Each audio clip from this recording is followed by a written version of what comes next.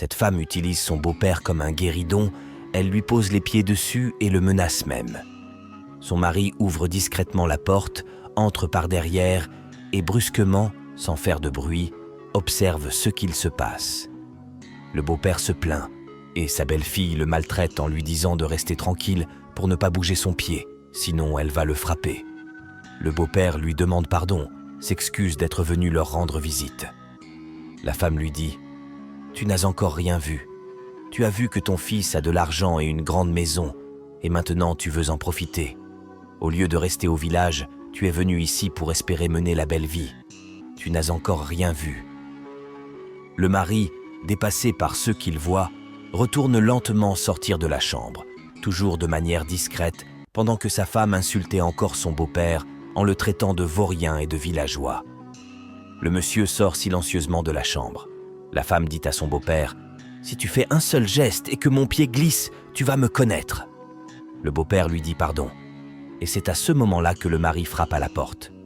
Tout frustré, la femme se lève aussitôt et dit « Mon amour, j'arrive. » Elle dit à son beau-père « Lève-toi, lève-toi vite, mon mari est arrivé.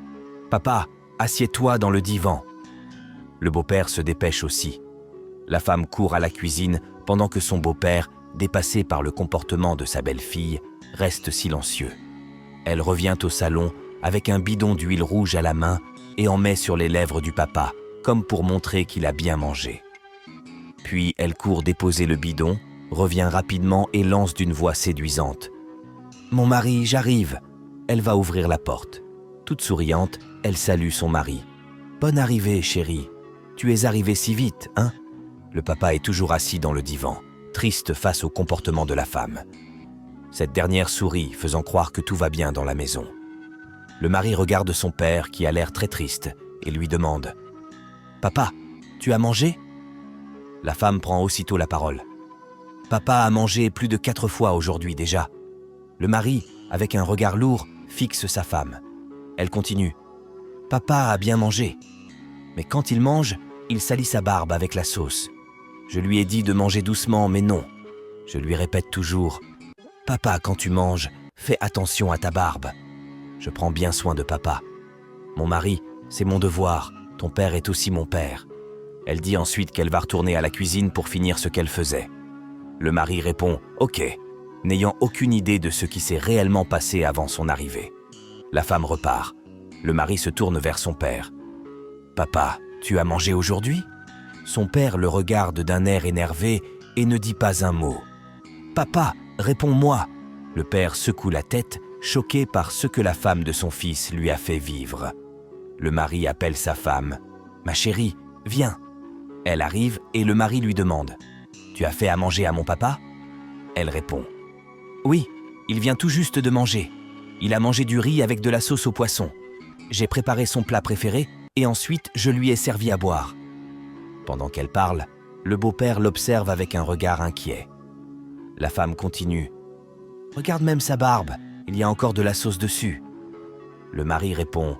« Ok, donc il a mangé et il y a de la sauce sur sa barbe? C'est à moi que tu racontes ces mensonges? Tu n'as rien donné à manger à mon papa et tu veux me faire croire ça?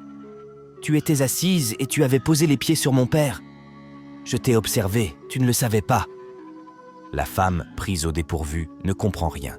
Le mari se lève et dit « Mon propre père, toi tu le maltraites dans ma maison. » La femme répond « Non, mon mari, je n'ai pas mis mes pieds sur ton papa. » Le mari insiste « Je t'ai vu, tu étais assise dans le divan et tu avais posé tes pieds sur mon père qui était à genoux devant toi.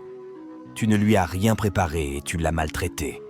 Mon propre papa. » La femme s'excuse. « Non, chérie, pardon, ce n'est pas ce que tu crois.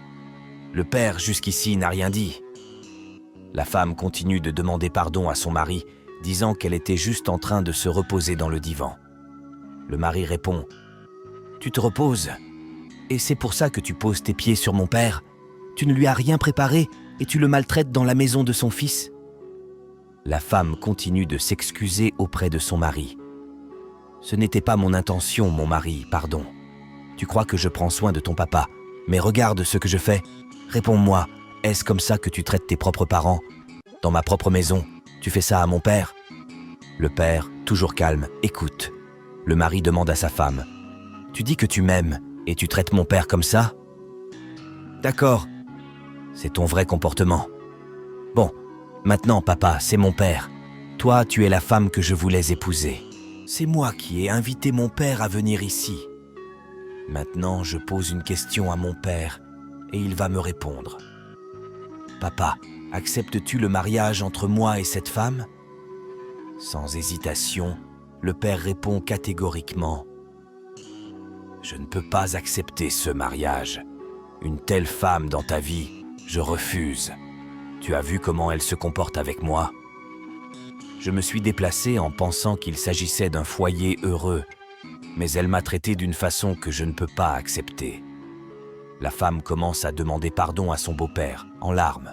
« Pardon, papa, je ne sais pas ce qui m'est arrivé. » Le père lui demande. « Maintenant, tu veux quoi, hein ?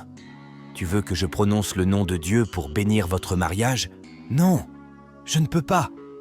Avec ce que tu as fait, je ne peux pas accepter ce mariage pour mon fils. Regarde mes barbes, mon fils. Elle y a mis de l'huile juste pour te faire croire que j'ai mangé, alors que je n'ai rien mangé.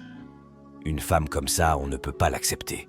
Avec son comportement, elle est même capable de tuer quelqu'un. C'est une histoire triste.